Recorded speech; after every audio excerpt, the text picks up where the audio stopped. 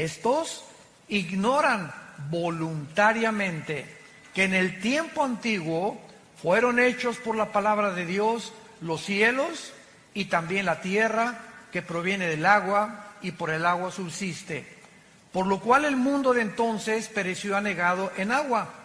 Pero los cielos y la tierra que existen ahora están reservados por la misma palabra, guardados para el fuego en el día del juicio y de la perdición de los hombres impíos. Mas, oh amados, no ignoréis esto, que para el Señor un día es como 1000 años, y 1000 años como un día. El Señor no retarda su promesa, según la tienen por tardanza, sino que es paciente para con nosotros, no queriendo que ninguno perezca, sino que todos procedan al arrepentimiento. Pero el día del Señor vendrá como ladrón en la noche, en el cual los cielos pasarán con gran estruendo, y los elementos ardiendo serán deshechos, y la tierra y las obras que en ella hay serán quemadas. Puesto que todas estas cosas han de ser deshechas, ¿cómo no debéis vosotros andar en santa y piadosa manera de vivir, esperando y apresurándonos para la venida del día de Dios, en el cual los cielos, encendiéndose, serán deshechos, y los elementos, siendo quemados, se fundirán? Pero nosotros esperamos, según sus promesas, cielos nuevos y tierra nueva, en los cuales mora la justicia. Hagámonos una pregunta antes de desarrollar este tema. Si supiéramos con absoluta certeza que Jesús vendría hoy en la tarde, ¿cómo vivirías? ¿Cambiarías la realidad de tus planes y prioridades y expectaciones? Si respondes que sí, entonces esto quiere decir que necesitas hacer algunos ajustes en tu vida. Porque la realidad es que Jesús sí podría venir ahorita saliendo esta reunión. O podría venir en la noche o podría venir mañana. La Biblia nos muestra que ahora que Jesús venga por la iglesia o por nosotros en el arrebatamiento, que se conoce como la doctrina del rapto de la iglesia, vendrá repentinamente. Y así vino el juicio del diluvio, así fue destruida Sodoma y Gomorra, porque Dios actúa repentinamente cuando estén comiendo y bebiendo y dándose en casamiento. Vendrá de repente y no tendremos jamás en la eternidad otra oportunidad de vivir para Dios. Mientras observamos lo que está pasando en el mundo, como lo hemos visto en el seminario de ayer, el siglo XX fue el siglo donde más descubrimientos científicos y donde más avances tecnológicos el mundo ha desarrollado. Lo que no pasó casi en 6000 años, brincamos, escuchen esto, del burro al motor de gasolina en el siglo XX. Lo que no pasó en 6000 años ha pasado en el siglo XX. El siglo XX inició con la primera tentativa de volar por los hermanos Wright, norteamericanos. En el siglo XX se fabrica en 1903 el primer coche de gasolina, modelo T, marca Ford, por Henry Ford. En 1929 Alejandro Fleming descubre la penicilina. En 1939-40 los doctores Enrico Fermi, italiano, y Oppenheimer, alemán, descubren bombardeando el elemento uranio 235, produciendo la fisión nuclear, para producir la primera bomba atómica que fue soltada en Hiroshima y Nagasaki con 3 o 4 días de diferencia, y entrando el mundo al mundo nuclear.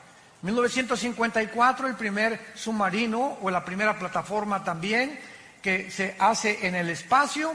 1957 se lanza el primer satélite. En el 69 el hombre llega a la luna. 1970 se descubre el Internet, comenzamos a usar los teléfonos celulares y de los 70s, 80s al siglo XXI que nos encontramos, ¿qué nos sorprende? Es impresionante cómo el mundo de repente se abrió la llave del conocimiento y el ser humano subió y ahorita en este momento nos encontramos en el mundo de la robotización, donde se han creado robots que ya están desalojando a los seres humanos como empleados, como enfermeras. Hace poco mi hijo Caleb, que está ahorita ahí con los jóvenes, le hicieron una operación de oftalmología con rayos láser en los ojos. Y me dijo el doctor, usted si quiere, doctor Alducin, puede pasar a través de un vidrio y ver la operación de su hijo. A mí me encantó, nunca había visto esto. Entonces lo pude ver así, a mi hijo lo acostaron y yo creí que el doctor que tenía 80 años, dije que no tenga Alzheimer o que no le mueva la mano porque me lo va a dejar ciego, ¿verdad? No, pero ya eso ya pasó hace muchos años de moda, sino que ahora con una manejita, así con un robot, manejó todo el láser y nomás lo movía, lo apuntó y ¡zum!, ¿verdad? La incisión y todo, impresionante. Él no metió la mano para nada en toda la operación. Un robot le abrió los ojos, se lo puso así, otro le puso quién sabe qué tantas cosas, pero yo salí maravillado de darme cuenta el avance en el que estamos ya llegando. Antiguamente también para abrirte el corazón te abrían una cosa así, ahora ya nomás te abren una incisión de milímetros, te meten una aguja y hacen todo a través de cámaras electrónicas, de pantallas y de una robotización impresionante. Nos encontramos en esa época, pero también nos encontramos en segundo lugar en lo que se llama el transhumanismo. ¿Qué quiero decir? Que desde 1954 que se descubrió el ADN, el ácido desoxirribonucleico, por los doctores Crick y Watson, que les dieron el Premio Nobel de Medicina, 1954, desde ese momento hasta nuestros días, la ciencia de la genética y de la biología se ha introducido a tal grado que están tratando de mezclar, por ejemplo, el ADN de las arañas que produce esa telaraña que es impresionantemente casi irrompible, una cosa la telaraña con la oreja de un murciélago para mezclar el radar del murciélago con la telaraña, etcétera, etcétera. Y existen laboratorios clandestinos donde están tratando de mezclar animales con humanos. Estos primeros experimentos se llevaron a cabo por un doctor que se llamó Mengele en la Segunda Guerra Mundial, que fue uno de los médicos de los nazis, de Adolfo Hitler. Él fue el primero que comenzó a experimentar con la genética de los gemelos, les abría a las mujeres embarazadas el vientre y sacaban al producto y sacaban el ADN y lo querían mezclar con otra cosa, pero aún no conocían realmente el mundo microscópico de las células como lo descubrieron en 1954. Entonces nos encontramos en un mundo muy complicado, un mundo muy difícil, un mundo científico, un mundo tecnológico, pero a pesar de estos increíbles avances tecnológicos y desarrollos científicos del siglo XX, nunca en la historia había habido un siglo con tantos ateos como en el siglo XX. El siglo XX de repente parece que todos estos descubrimientos de la tecnología y de la ciencia ensoberbecieron al hombre. Y así tenemos del principio, ¿verdad? Bueno, Carlos Marx ya fue del siglo XIX con Federico Engels cuando postuló su libro El Capital para desarrollar la ideología del comunismo, pero tenemos a Sigmund Freud, aparente a principios del siglo XX, ateo, tenemos a Friedrich Nietzsche, que dijo que yo estaba muerto, a Bertrand Russell, a Sam Harris, a Richard Dawkins, últimamente, a todos estos, Jean-Paul Sartre, Carlos Sagan, el astrónomo ateo también. Y es increíble cómo el siglo XX comenzó a enseñar. Yo me acuerdo cuando fui a la Universidad de México, la UNAM, a la Facultad de Filosofía, que me invitaron a una conferencia de filosofía, porque tengo un doctorado en teología y filosofía, para que yo les demostrara a los estudiantes qué avances en la filosofía se han alcanzado en el siglo XX, y la respuesta fue cero. Y se quedaron los estudiantes así. El mismo maestro de filosofía me dijo, ¿a qué se refiere usted con que no ha habido avance en la filosofía? Le dije, el siglo XX se conoce como el tiempo o el siglo de la desesperación, como lo escribió el filósofo francés ateo Jean-Paul Sartre en su libro El Muro y en su libro La Náusea. Es el tiempo de la desesperación. Como dijo Sartre antes de morir, he pasado mi vida luchando y demostrando algo que no existe, por lo cual he gastado mi vida en balde. ¿Para qué gasté mi vida tratando de pelearme con alguien que no existe y enojarme con no existe? Él mismo dijo, el ateísmo es insostenible filosóficamente. Sin embargo, al mismo tiempo que en el siglo XX surgieron todos estos ateos, recordamos que los más grandes hombres de ciencia del pasado eran cristianos. Galilei, que descubrió, ¿verdad?, el telescopio y pudo introducir a la astronomía, cristiano. Apúntalo, Blaise Pascal, astrónomo físico francés, cristiano, tenía a Jesucristo como su Señor y Salvador. Isaac Newton, que descubre la gravitación y el movimiento astronómico en el cosmos. Luis Pasteur, el mismo Alberto Einstein, que aunque nunca reconoció que era cristiano, dijo en su frase famosa, Dios no juega a los dados con el universo. Pero de repente tanta tecnología y tantos descubrimientos ensoberbecen al ser humano.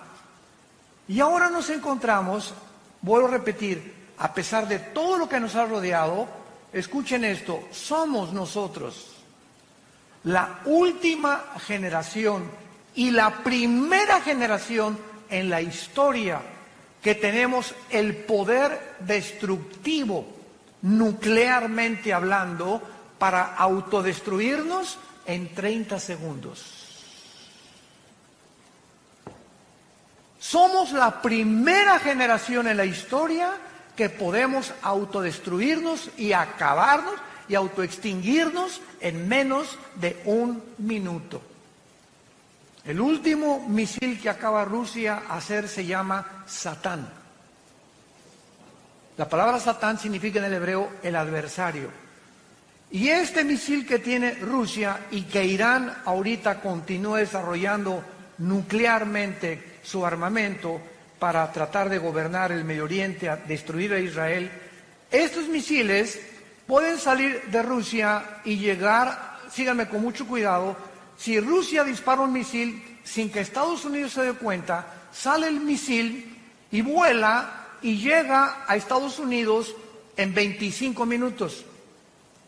En esos 25 minutos que va volando el misil, los satélites norteamericanos e israelíes, a través del Mossad, que es el servicio de inteligencia de Israel, detectan el misil, pero ese misil puede venir también de Ucrania o puede venir, no lo pueden detectar exactamente la ubicación de donde viene.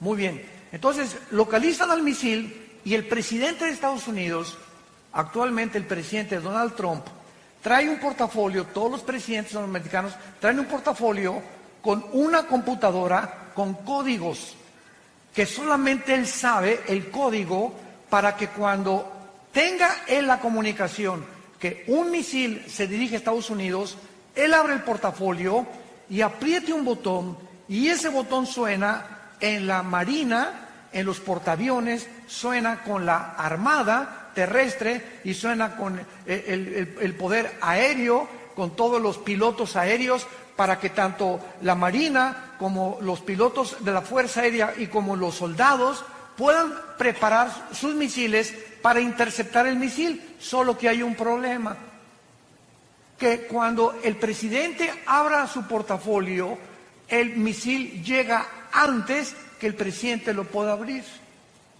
Y esto comenzó a suceder en los últimos 8 años en Estados Unidos, cuando el presidente Barack Obama, mandó desnuclearizar y quitar todas las armas nucleares e interceptar y decir que el portafolio era inefectivo. Lo tuvieron que volver otra vez a codificar y ha impedido que Estados Unidos, el escudo que le llaman antimisiles que tienen en Hawái y el escudo antimisiles que tienen enfrente de Nueva York, pueda funcionar con los submarinos Poseidón que están apuntando a Estados Unidos y que tiene cada submarino 6 torpedos nucleares, y un solo torpedo de ese submarino destruye 5 ciudades en 10 segundos.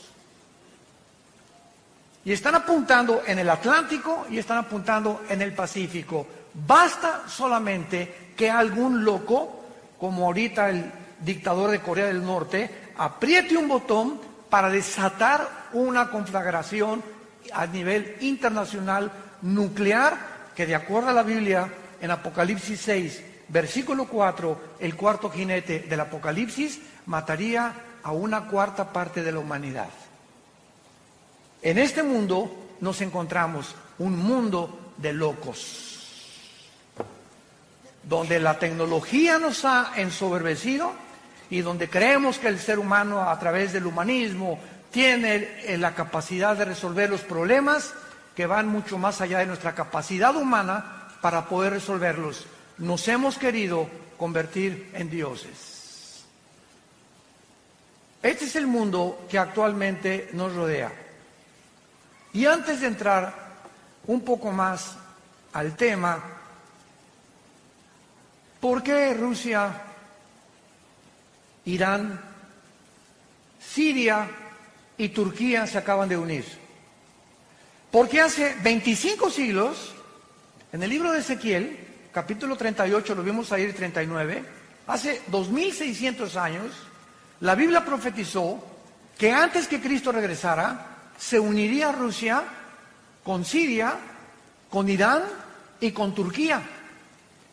Y estas naciones que la Biblia profetizó hace 2600 años, son exactamente las naciones que han formado un eje en el Oriente para poder controlar el Medio Oriente, donde se encuentran debajo de Arabia Saudita, de Irak y de Irán, casi el 70% de la producción petrolera del mundo. Entonces, el Medio Oriente es una manzana de la discordia. Por eso los ingleses antes de la Primera Guerra Mundial, por eso los árabes después de la Segunda Guerra Mundial, por eso Estados Unidos, por eso todo ha hecho que gire alrededor del Medio Oriente, donde la Biblia dice que comenzó la humanidad y donde la Biblia dice que la humanidad terminará en la ciudad de Jerusalén. Ahí va a terminar la humanidad con la batalla del Armagedón o la Tercera Guerra Mundial. Ahora, Rusia, ¿por qué cuando Trump le dijo a Putin, por favor, déjanos derrocar al presidente Assad de Siria? ¿Por qué Rusia lo impidió?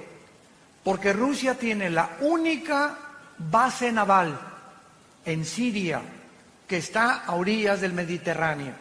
Entonces, si quiere Rusia evitar que por el Mediterráneo se metan sus enemigos, lo harían, y jamás Rusia abandonará a la familia de los Assad. Ni tampoco Rusia permitirá, mientras esté Putin, que Siria caiga en manos de otra nación. ¿Por qué se acaba de unir con Irán? El ayatollah Khomeini y el presidente Rouhani de Irán acaban de dictaminar que van a destruir a Israel y que ya tienen los misiles apuntando en contra de Israel. ¿Por qué se unió con Rusia? Porque Rusia tiene a papá China.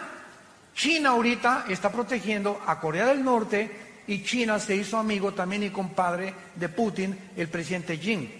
Gracias a Dios que ahorita acaban de tener una reunión que se llamó el G20 en Japón, donde Trump ya se hizo compadre de Xi otra vez, se hizo compadre de Kim Jong, tu padrino, ¿verdad? Y ya se hicieron amigos entre ellos y otra vez la crisis comercial que nos estaba casi presionando en el mundo entero, donde amenazó Trump que iba a subir el 5% los aranceles en México si nosotros a los migrantes no los deteníamos en Guatemala, y si China seguía invadiendo el mercado internacional de Estados Unidos. Gracias a Dios que ya por lo menos hay un poco de respiro.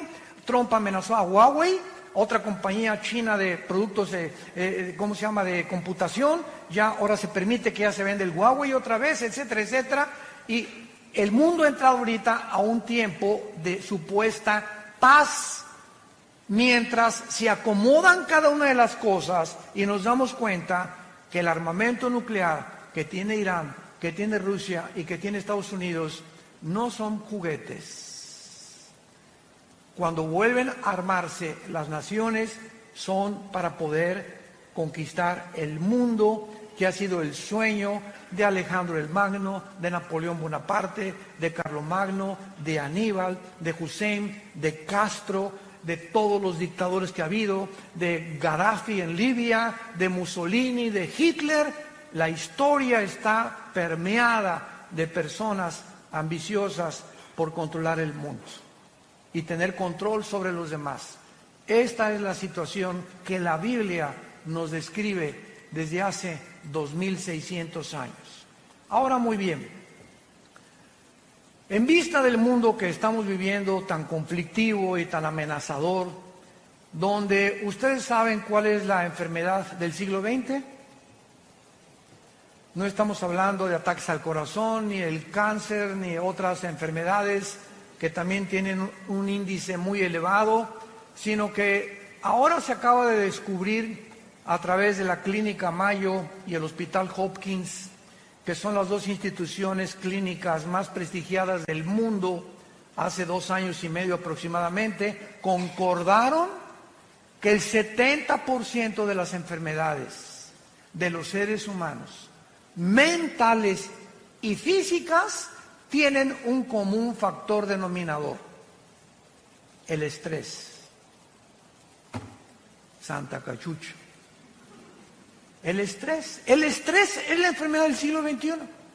¿Y qué es el estrés? Es un estado interno de insatisfacción, de tensión, de preocupación crónica por dentro.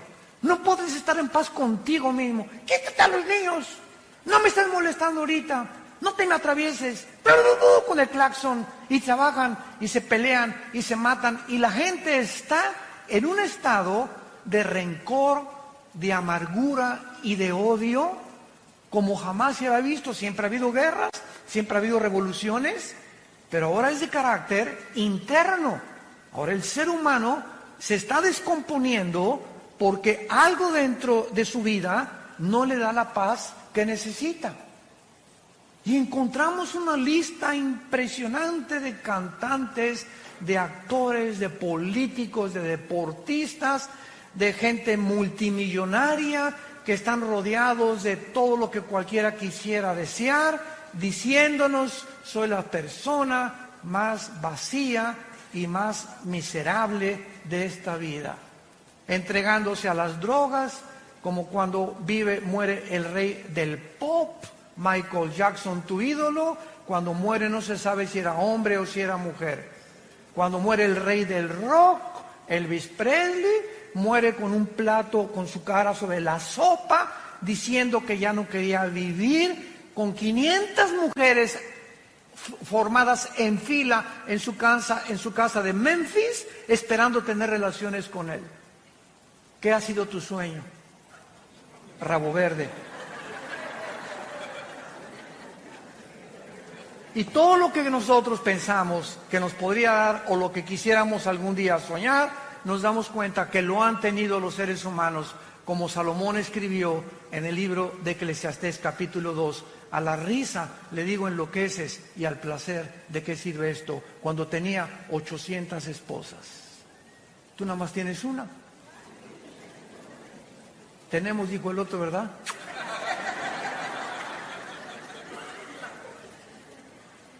¿Qué mundo vino Jesucristo hace 2000 años a describirnos?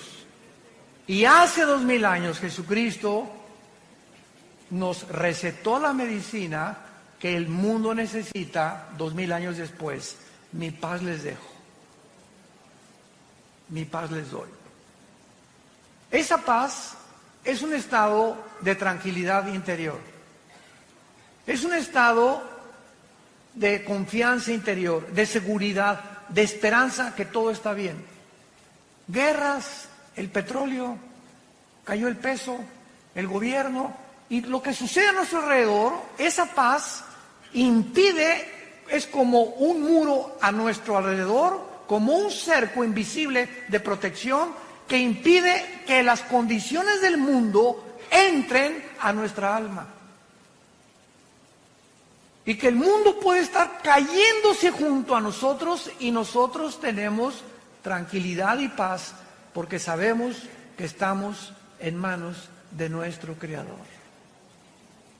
Y que nada ni nadie nos podrá nunca separar de Él. Hace algún tiempo un rey mandó, o más bien decretó un concurso, que por favor, entre los pintores que había en el reino, ¿quién podría pintar un cuadro que describiera la paz? Y pues hubo bastantes personas que se acercaron y pintores a concursar. Y pues uno pintó así el Popocatépetl, así, ¿verdad? Bonito, tranquilo, no explotando desde luego. Otro el mar, la bahía de Acapulco, así lindo, otro un bosque, etcétera, etcétera. Y finalmente, el que ganó el concurso fue un pajarito que estaba detrás de una cascada dormido. A ese le dieron el primer premio, porque así es la paz. Podemos estar con los ojos cerrados y caer una cascada a nuestro alrededor de problemas y tribulaciones, pero el pajarito sabe que él está seguro detrás de la cascada. Y nosotros recordamos las palabras que nos dijo el Señor: no temas, pequeña manada, nunca te dejaré ni te abandonaré. Estaré contigo hasta el fin del mundo. Y cuando adquirimos esa paz, escúchame muy bien, cuando el cristiano tiene esta paz, es cuando podemos ser guiados por el Espíritu Santo. Tú no puedes discernir al Espíritu Santo ni leer la Biblia como Pepita en comal. Ay, hermano. Ay, hermano. Señor. Mire, Chole, apláquese, cálmese, y ya que usted esté tranquila, ¿verdad? Hínquese. Es que mi hija se fue de la casa. Pastor, hasta que usted no se calme y hasta que tú no estés tranquilo y comiences a hincarte y a alabar a Dios, decirle: Señor, gracias porque este estado de estrés en el que me encuentro no va a hacer regresar a mi hija. Este estado de estrés en que me encuentro no va a arreglar mis problemas de negocio ni de dinero. Este problema en el que me encuentro no va a hacer que mi esposo me quiera tampoco. Y se fue hace 3 días, pues que se vaya. Pero yo no voy a perder la paz.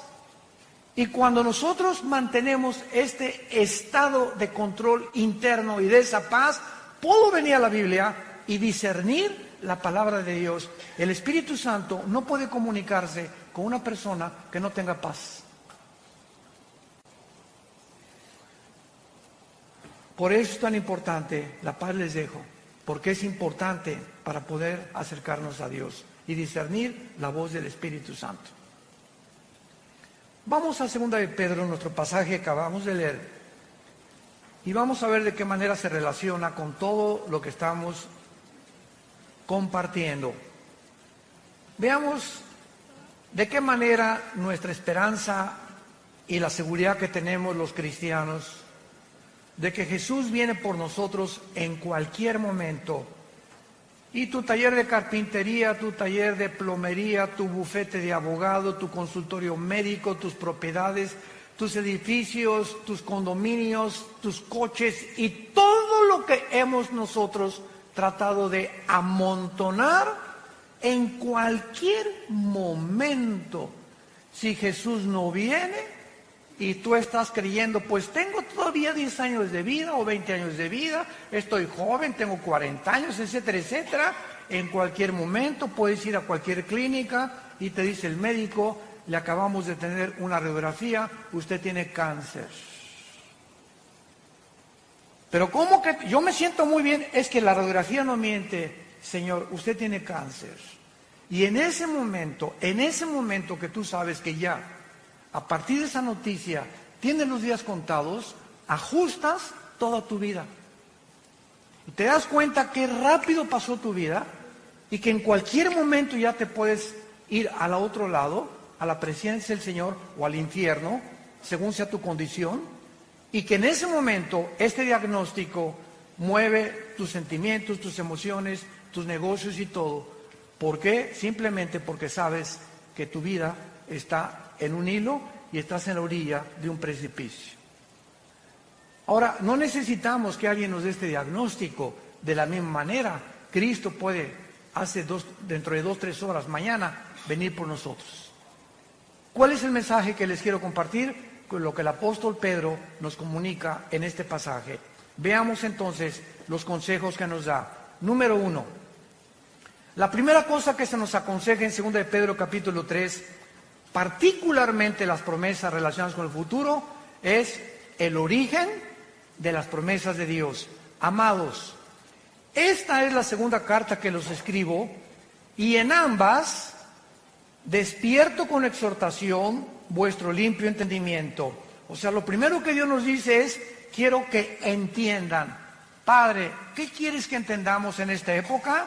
Versículo 2, que tengamos memoria de las palabras que antes nos fueron dichas por los santos profetas y el mandamiento del Señor y Salvador dado por nuestros apóstoles. Lo primero que tenemos que recordar es las promesas de Dios. Nunca te dejaré, nunca te abandonaré. Ten paz. No importa tu destino, tu futuro, las noticias, lo que al mundo le pase. Recuerda las cosas que están escritas en este libro. Veamos, por ejemplo, en el libro de Isaías, capítulo 44, versículos 6 al 8, lo que hace 2500 años aproximadamente Dios nos dijo. Isaías 44, del 6 al 8. Así dice Jehová, Rey de Israel, y su Redentor, Jehová de los ejércitos: yo soy el primero y yo soy el postrero. Yo soy el primero y yo soy el postrero. Y fuera de mí no hay Dios. Y nos pregunta Dios, ¿quién proclamará lo venidero? O sea, el futuro. Lo declarará y lo pondrá en orden delante de mí, como hago yo desde que establecí el pueblo antiguo. Anúncienles lo que viene y lo que está por venir. No tengan miedo. No teman. No se amedrenten. No te lo hice oír desde la antigüedad y te lo dije. Luego ustedes son mis testigos que no hay Dios sino yo. No hay fuerte, no conozco ninguno. Cuando Dios dice, yo soy el alfa y el omega, es la primera letra del alfabeto griego y la última letra del alfabeto griego, el alfa y el omega.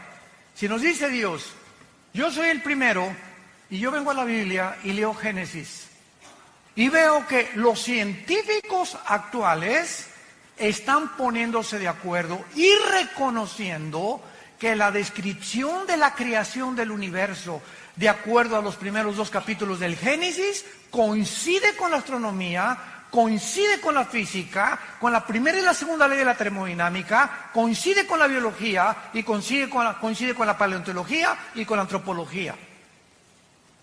Entonces comienzo a enfocarme, a darme cuenta que si lo que en la Biblia en el principio es verdad, en el principio, ¿dónde me encuentro yo si Dios es el final? Nos encontramos en medio. Entonces, ¿qué es lo que nos está diciendo Dios? Voltea hacia el pasado y ve todo lo que es escrito en la Biblia. Solo en la muerte de mi hijo en la cruz, 33 profecías se cumplieron, al pie de la letra. Cuando Jesús colgaba en la cruz, se estaban cumpliendo 33 profecías por los profetas hebreos al pie de la letra.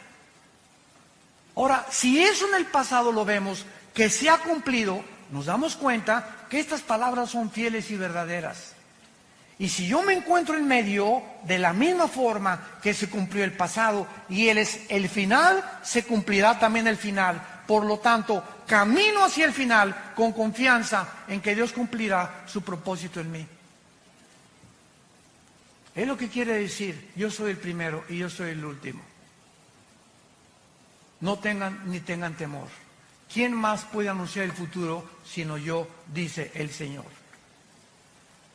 Esto se refiere, ¿verdad?, a todos los eventos futuros profetizados en el Antiguo Testamento. Por eso dice el primer consejo del apóstol Pablo: recuerden ustedes las promesas que en el pasado los profetas y apóstoles hicieron para que ustedes puedan mantener esa paz que es importante para tomar decisiones. Tú no puedes tomar una decisión con quién te vas a casar, qué coche comprar, qué terreno vender, qué cosa hacer, qué negocio llevar, qué medicinas tomarte si no tienes paz. La falta de paz nos hace tomar decisiones equivocadas, de las cuales nos vamos a lamentar el día de mañana. Porque en el momento que tomamos la decisión para casarnos, para comprar ese vehículo, para comprar ese terreno, lo hicimos no con la dirección del Espíritu Santo, lo hicimos en la carne, guiados por nuestras pasiones. Y es cuando nos lamentamos y después le echamos la culpa a Dios por la condición en la que estamos viviendo. En segundo lugar, veamos nosotros en 2 de Pedro capítulo 3, en nuestro pasaje, que dice la Biblia en el versículo 3 y versículo 4, sabiendo primero esto. Es la segunda cosa que Dios quiere que sepamos. Número 1, las promesas de Dios. Número 2, tenemos que saber que en los tiempos que estamos viviendo, o sea, los postreros días que son los nuestros, vendrán burladores. Vendrán burladores. El siglo XX se llenó de ateos. ¿Quién es un ateo? Una persona que se burla de alguien que no existe. Santa María Catarina. Es una persona que se burla o insiste en pelearse con alguien que no existe. Por eso decía Sartre que es insostenible filosóficamente el ateísmo. Entonces vendrían burladores y los vemos, aunque ya son menos, andando según sus concupiscencias. Y estos burladores, dice la Biblia en el versículo 4, van a comenzar a decir, ¿dónde está la promesa de que Cristo va a regresar? O sea, de su advenimiento. Porque desde el día en que los padres durmieron, o sea, todas las cosas en el mundo han sido así. Y dicen, siempre ha habido guerras, siempre ha habido terremotos, siempre ha habido pestas. ¿Por qué dice que son señales de los últimos tiempos? Muy bien. Estas personas querrán atacar las promesas de Dios y de nuestro corazón, y la Biblia les llama burladores. Un burlador, es muy importante, no es la misma persona que tiene dudas. Entonces, hay una gran diferencia entre un burlón y una persona que tiene dudas honestas. La persona que tiene dudas honestas dice lo siguiente: yo no puedo decir que no creo en Dios. Yo no sé, más bien, honestamente, yo no sé si existe Dios. Pero si existe Dios, oh Dios, si tú existes, dame evidencias que tú existes. Y dice la Biblia, me encontrarás y me buscarás con todo tu corazón. Entonces Dios oye a las personas que tienen dudas y que dudan, ¿verdad? Como Job. Job llegó un momento en que todo lo que le pasó en el capítulo 3, dice, Señor, ¿por qué mejor no fui un abortivo? ¿Para qué me permitiste y para qué nací? Para todo este sufrimiento que estoy atravesando. Entonces Job le preguntó a Dios, Señor, ¿por qué no fui un abortivo? Pero vean la diferencia. ¿Para qué me hiciste? ¿Para qué fue un abortivo? Chale. Podemos acercarnos a Dios con una actitud, Padre, yo no entiendo lo que está pasando, por qué te vas a mi hijo, etcétera, etcétera. Oh Dios, dame la fortaleza ahorita y dime, muéstrame, ilumíname, porque quiero seguir confiando en ti. Ah, ¿ya ves? Y para eso me perdí el trabajo, para ser cristiano. Vean la diferencia en la actitud. Cuando tenemos esa actitud de retadores y de soberbios, demandando a Dios que nos conteste como si fuera nuestro sirviente, jamás te contestará. Y el resultado será que vivirás amargado o vivirás amargada. Porque tú crees que no te contestó Dios, pero no te contestó por tu actitud. No podemos tener palabra de Dios. Entonces, las personas que dudan están abiertos, pero el burlador ni siquiera quiere oír las evidencias ni hacer caso de las evidencias. ¿Se acuerdan de los fariseos? En tiempos de Jesús, los fariseos vieron a Jesús sanar, vieron echar demonios, vieron las palabras, jamás los insultó, jamás dijo groserías, jamás vendió marihuana, jamás hizo daño a nadie, y estuvieron con Jesús. Y los fariseos, el día que planearon matar a Jesús, que es en el capítulo 11 del Evangelio de Juan, fue cuando resucitó a Lázaro. El milagro más grande que Jesús hizo, enfrente de casi cientos de personas. Lázaro, 3 días de muerto, donde ya se había descompuesto su carne, la sangre le había dejado de circular, la condición del cerebro, dicen los médicos que a los 20 minutos, ¿verdad?, ya el cerebro se atrofia cuando ya no hay oxígeno, etcétera, etcétera. Y Lázaro tenía 3 días, y dicen que ya hedía, apestaba ya. Pues cuando Jesús dice, Lázaro, ven fuera, el Espíritu llega, se mete a Lázaro y comienza la reconstrucción de sus células, la circulación de la sangre, y sale Lázaro. Era para que cualquiera hubiera creído, ¿no crees? Estás buscando de que si yo veo un milagro voy a creer en Dios. Pues los fariseos vieron resucitar a Lázaro y ese día dijeron, planeamos quitarle la vida. Burladores. Yo me he encontrado con diferentes tipos de ateos y diferentes tipos de personas, como uno les conté hace algún tiempo en una reunión, que saliendo de una conferencia en un hotel en México, en el elevador se acercó un señor así muy retador, me dice, usted es el doctorcito Alducin, ¿verdad? Pero así, ¿verdad? Yo le iba a decir, bueno, ¿y qué te importa, no? Pero no le puedo decir eso, me daban ganas, no nos dan ganas a veces. Usted, ¿verdad? Sí. ¿Y en qué le puedo servir, señor? A ver, diga, contésteme. Pero así, a ver, contésteme. Dios es todopoderoso, ¿verdad? Sí, claro, le contesté. Bueno, si es todopoderoso, entonces no tiene poder para destruir al diablo. Y le dije, claro que sí. Y le dije, pero dele gracias a Dios, porque comenzaría con usted. El hecho que Dios no haya terminado con la maldad implica que Dios no quiere que todo mundo sea condenado. Y le dije, el hecho cuando bajamos el elevador, que usted quiere que le conteste la pregunta en la actitud burladora en la que usted se me está acercando, no merece que le conteste como yo le contesté. Pero así encontramos tipos de diferentes personas con diferentes actitudes. Veamos nosotros que este burlador se dedica a burlar, a criticar, a despreciar y atacar las cosas de Dios sin tener o tener evidencias, pero él no quiere evidencias, él quiere mantener una actitud de soberbia en contra de Dios, volviendo su enemigo. Vean lo que dice el Salmo 10 acerca de los burladores. David escribió hace 3000 años el Salmo 10 y dice la Biblia que aquí se describe algunas características de este tipo de personas que abundan a nuestro alrededor.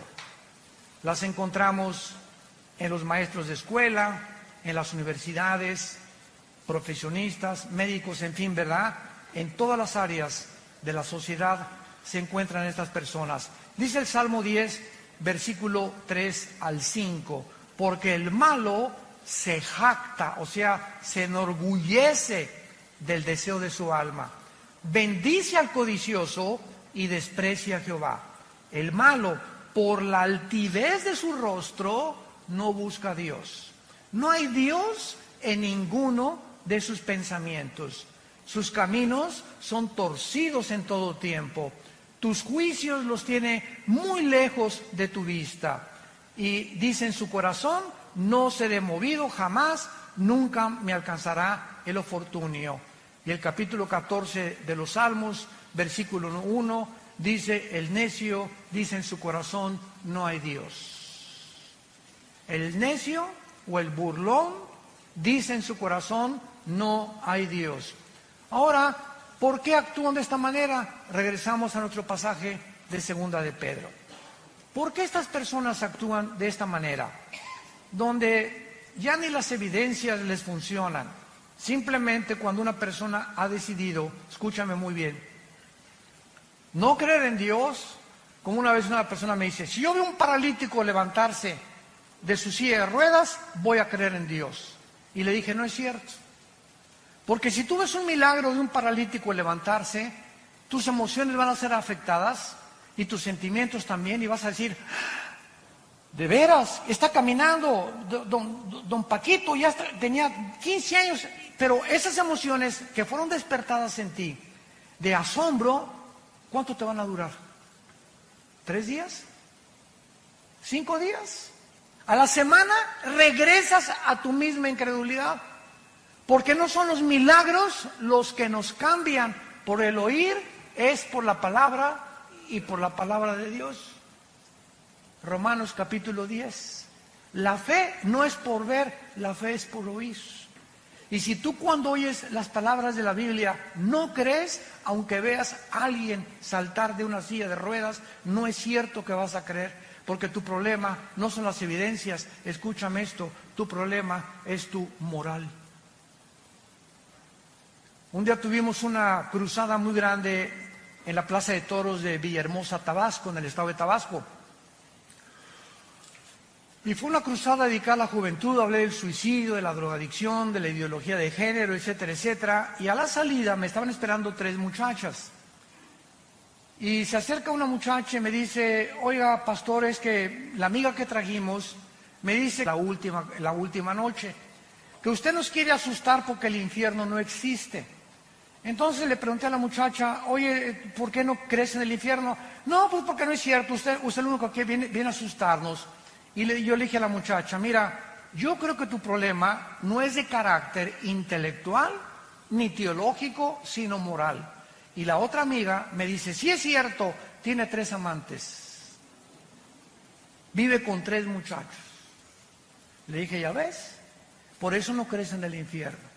No es que no creas, escúchame muy bien, es que no te conviene creer.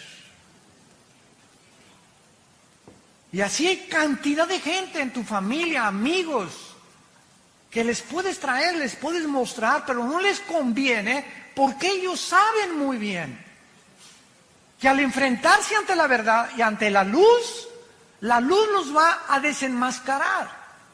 Y el Dios de la Biblia te va a demandar que tú dejes tus pecados, pero no te ordena que los dejes sin su poder. Ellos ignoran que si tú simplemente lo aceptas, Él te dará el poder en el Espíritu Santo para que tú puedas comenzar a vivir una vida nueva. Se llama la gracia de Dios. Entonces mucha gente por eso, por la ignorancia de que creer que pues primero tengo que dejar el adulterio, primero tengo que dejar de ser borracho y lo voy a pensar, y las drogas y después lo voy a pensar, voy a tratar de ya no ser homosexual o lesbiana y después acepto a Cristo. La Biblia dice, ven cómo estás. Cuando oigas su voz, no te endurezcas, ven cómo estás, ven a la cruz, Señor, soy un homosexual, Señor, soy una lesbiana, soy borracho, parrandero y jugador. Me dicen el Chapo de la costera Miguel Alemán. No importa, reconoce, es el mensaje glorioso del Evangelio de Jesucristo. Simplemente reconoce tu pecado, que estás mal delante de Dios, que estás mal, que vas en un camino que parece derecho, pero vas a un camino de muerte. Reconócelo y regrésate y dile, Señor, vengo como limosnero ante tu cruz, no tengo nada que ofrecerte, soy un miserable pecador, ten misericordia de mí. Y Dios entra a tu vida. Entra a tu vida y te da el poder para dejar esa vida que tú no podías dejar sin su poder. Si el ser humano pudiera cambiar y dejar sus pecados, ¿para qué murió Cristo? Fue un desperdicio en la cruz. Si se nos diera a nosotros la capacidad para dejar el pecado, ¿para qué murió Cristo? ¿Por qué tuvo que Dios sacrificar a su Hijo? Fue el desperdicio más grande de la historia. Pero la Biblia dice que sin derramamiento de sangre no hay perdón de pecados. Sin la muerte de Cristo, Dios no tendría una justificación para poder decirte te perdono. ¿Por qué te va a perdonar? Así nada más porque sí. No es así nada más porque sí. Nos perdona porque su Hijo pagó por nosotros en nuestro lugar. Ahí se cumplió la justicia de Dios para aquel que reconoce que Él es el Cristo, el Hijo del Dios viviente. Estos burladores actúan así, ¿verdad? Porque no quieren que nadie se meta en sus vidas de pecado. La idea de que hay un Dios los llena de pánico, de error, de terror, porque lo que tienen que atacar la verdad de Dios y sus mensajeros. Dice en el Evangelio de Juan capítulo 3, y esta es la condenación, que la luz vino al mundo y los hombres amaron más las tinieblas. Ahí tienen la luz, ahí tienen la verdad. Pero aún cuando está la luz ahí, como los fariseos, ahí está la luz, ahí está Jesús. Sabían que era el santo, que ¿cómo es posible que al hombre más perfecto de la humanidad lo hayamos puesto en una cruz? ¿Cuánto odio contra la verdad y contra la luz? Y dice Juan capítulo 3, y no vienen a la luz porque sus obras son malas y descubiertas por la luz. No les conviene cambiar su vida de pecado.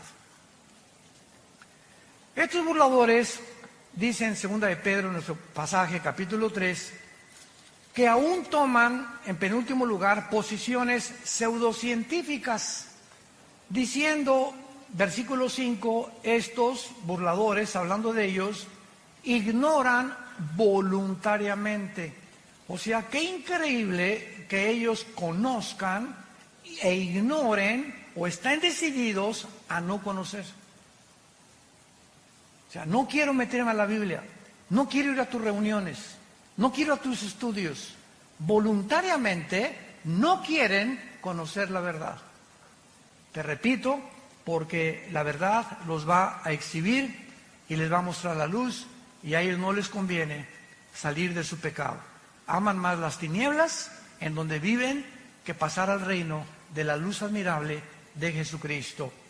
Entonces van a usar también posiciones pseudocientíficas, como diciendo que en el tiempo antiguo todas las cosas han sido iguales del principio, que nunca hubo un diluvio universal, que la Biblia está llena de errores, de contradicciones, que son leyendas, etcétera, etcétera. Y como le dije también a una persona en una universidad, un maestro que se me puso al brinco cuando les expliqué a los estudiantes que la teoría de la evolución es anticientífica, antifísica, antibiológica, antigenética. Este maestro comenzó a agredirme, ¿verdad? Y yo le contesté, ¿ha leído usted la Biblia?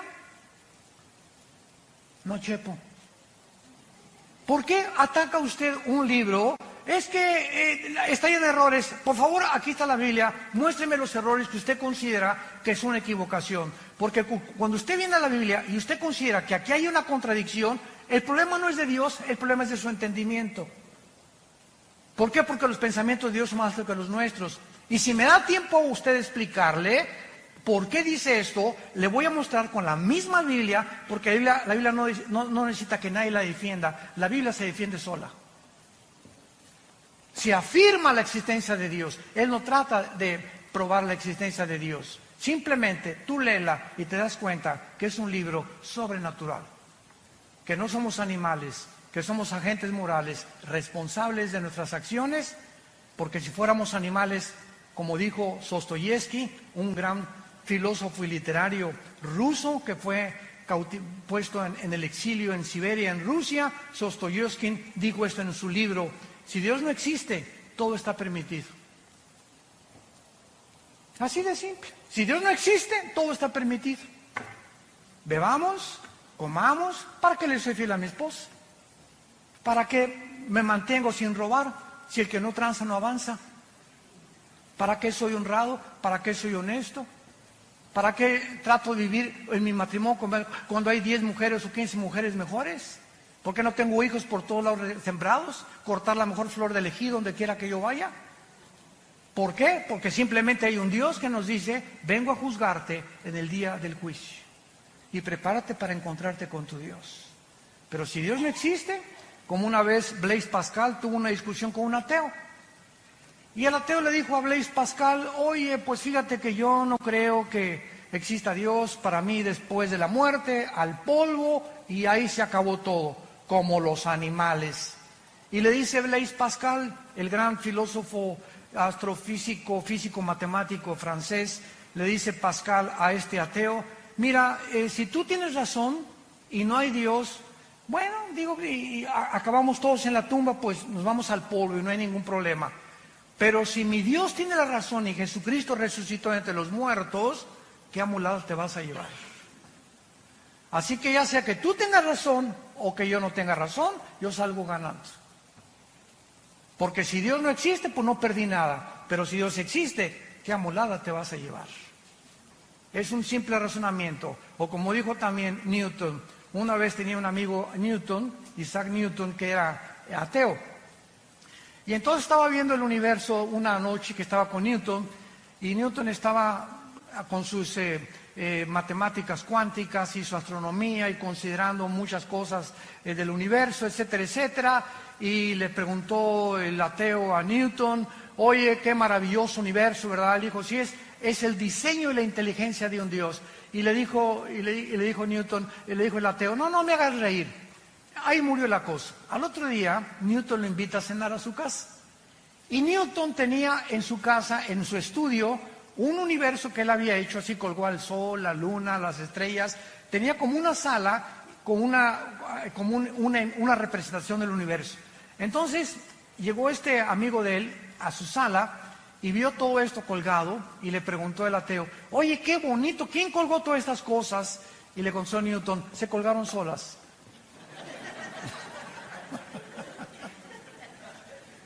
Así están muchos ateos. Impresionante, todo se hizo solo. El diseño y la inteligencia vino simplemente de la nada. La materia salió de la nada y la nada nunca produce nada. Entonces, ¿quién produjo, si es que crees en la explosión del Big Bang, una explosión? ¿De dónde salió la materia? ¿Quién produjo la explosión? ¿Quién produjo el universo tan perfecto en el que vivimos? ¿Cómo es posible que las condiciones de la vida en esta Tierra no se encuentren en ninguna galaxia, por lo menos, que hemos nosotros alcanzado percibir a través de los telescopios?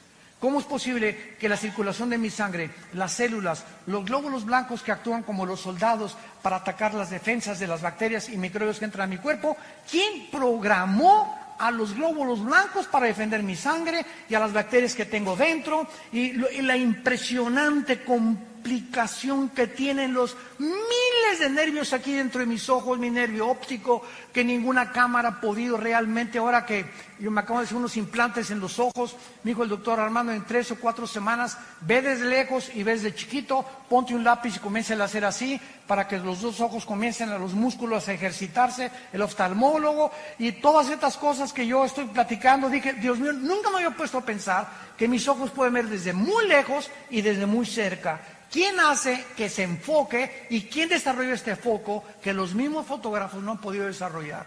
Ya no hablemos solamente de eso, de la sangre, de los 3 huesitos que forman los oídos, de nuestra lengua, de nuestros dientes, de nuestro esqueleto, nuestros músculos. Bueno, es impresionante cómo puede alguien atreverse a decir, no existe Dios. Nos hicimos de la nada, de las ranas evolucionamos. Y finalmente terminamos en 2 de Pedro, en nuestro pasaje, y dice el apóstol para terminar. Versículo 8. Mas, oh amados, 2 de Pedro 3:8. No ignoren esto, que para con el Señor un día es como 1000 años y 1000 años como un día. ¿Qué quiere decir? Que para Dios no existe el tiempo. Cuando la Biblia dice en Génesis 1:1, en el principio Dios creó el cielo y la tierra, ¿saben a qué se refiere? Al principio del tiempo, de la materia y del espacio. Antes del principio no existía tiempo, no existía la materia y no existía el espacio. Y ahora la física afirma y confirma que el espacio no puede vivir sin materia, o existir o la materia sin el espacio, ni tampoco en el tiempo. Y hasta el siglo XX, Alberto Einstein introduce la cuarta dimensión con su famosa teoría E igual a mc al cuadrado. La energía es igual sobre la masa por la velocidad de la luz al cuadrado, que revolucionó la teoría famosa de la relatividad. Entonces, cuando Einstein comienza a introducir que el tiempo es la cuarta dimensión, ahora desde 1945 hasta nuestros días más o menos, sabemos que somos cuadridimensionales, que es hacia abajo, hacia arriba el espacio, hacia los lados y el tiempo como la cuarta dimensión. Dios está arriba del tiempo, el espacio y la materia de nosotros. Por eso su nombre es Yahweh. Yo soy el que soy. Para Él no hay el pasado ni el presente. Lo que aquí pasa en 1000 años, desde la eternidad es un día. Entonces, esta es la grande diferencia entre cómo Dios piensa y cómo pensamos nosotros. Y esto le da la capacidad a Él de ver el futuro que nosotros no podemos percibir por estar encerrados en un universo cerrado de 4 dimensiones nada más. Por eso dice la Biblia, amados, no lo ignoren. Para Dios el tiempo no existe. El Señor no retarda su promesa. Ay Dios, ¿por qué no vienes ya y acabar con el diablo, los secuestros, los robos, los crímenes, la ideología de género, la prostitución? ¿Cuántos de nosotros verdaderamente cada noche, no sé tú y cuántas personas, has mojado tu almohada con lágrimas, diciéndole a Dios, oh Dios, cuida a nuestros hijos, cuida nuestro matrimonio? Te pedimos por el gobernador de Guerrero. Te pedimos al presidente que tenemos ahorita, dale sabiduría para gobernar México, Señor, pobre México. Por favor, dale sabiduría al gobierno. Vivimos un mundo bien feo a nuestro alrededor. Y nuestras oraciones es lo único que puede cambiar. Y nos desesperamos, ¿por qué no cambias? Te dice Dios, no es que me tarde, es que no quiero que ninguno perezca. Como le dije al Señor en el elevador, dele gracias que Dios no ha actuado ni terminado con la maldad. Porque si Dios terminara con la maldad, ¿cuántas personas que no han oído el Evangelio se condenarían eternamente? Por esa razón Dios retarda su promesa. Es lo que el apóstol nos quiere decir. Pero el día del Señor, versículo 10, vendrá como ladrón en la noche. Los cielos van a pasar con gran estruendo, los elementos ardiendo. Esta palabra significa la composición atómica. Eso es increíble en el griego, son los átomos. Serán desechos. ¿Qué es lo que mantiene la cohesión de la materia? La composición atómica. Yo ahorita agarro mi mano y le hago este púlpito así, ¡paz! Y me rompo los nudillos de mis manos. ¿Por qué? Porque los átomos son más gruesos y los electrones y protones que los átomos que forman mi materia de mi piel. Entonces, todo lo que forma la cohesión que existe, y agarro un microscopio y veo el microscopio que giran a una velocidad impresionante los átomos y los electrones y los neutrones, y el hidrógeno tiene 2 átomos, el oxígeno tiene 1, y cada elemento, el helio, tiene otros, y la composición que hay en toda la materia es completamente diferente atómicamente. Nos damos cuenta y nos preguntamos, ¿quién le da la velocidad a los átomos?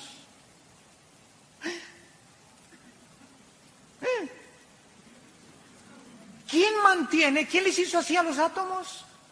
Están violando una ley física, que dice la física, que si yo hago una canica y le hago así a la canica, sale disparada la canica y la velocidad de la canica es proporcional a la fuerza que yo le aplico.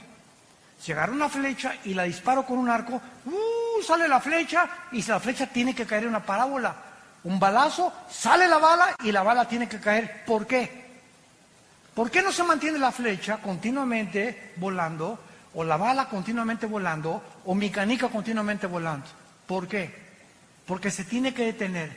¿Por qué la Tierra sigue girando sobre su rotación? ¿Por qué no se detiene? Pregúntale a tu maestro ateo. ¿Quién le hizo así a la Tierra? ¿Quién mantiene la Tierra? No solamente girando perfectamente una velocidad de 24 grados sobre su eje, sino que ¿quién la sigue impulsando alrededor del Sol en 365 días? Desde hace miles de millones de años. La Biblia dice en Hebreos 1:3, Jesucristo sostiene todo el universo con la palabra de su poder. Es Dios de la materia, el Dios del átomo, el Dios de los electrones, el Dios que nos ha puesto todo en un orden para que podamos admirarle y decirle en esta tarde, inclinemos nuestra cabeza, te alabamos, oh Dios, creador de los cielos y de la tierra.